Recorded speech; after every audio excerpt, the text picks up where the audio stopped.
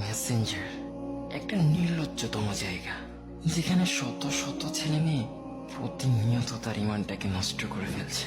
Hi hello বাবু জান, এসব টেক্সটের উপর টেক্সট পাঠিয়ে ইনবক্সে প্রেমের ঝড় তুলে ফেলছে।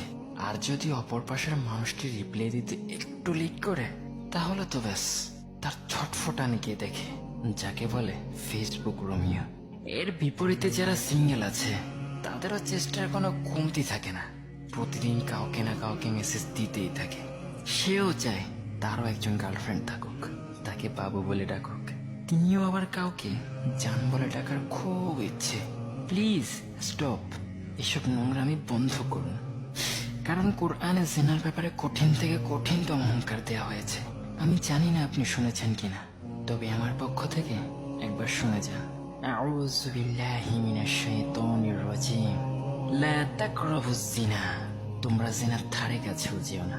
আল্লাহ এটা বলেননি যে তোমরা জিনা করো না, কিন্তু আয়াত দ্বারা প্রমাণিত আল্লাহ এটা বলেছেন তোমরা জিনার ধারে কাছেও যেও না। কারণ এতে আমাদের জন্য কল্যাণ রয়েছে, আর সাথে আযাব তো রয়েছেই। তাই জেনা থেকে বের হয়ে আসাটাই আমাদের জন্য কল্যাণকর। জেনাকে ত্যাগ করুন, হালালের জন্য অপেক্ষা করুন, আর ভিডিওটা বেশি বেশি শেয়ার করে দেবেন।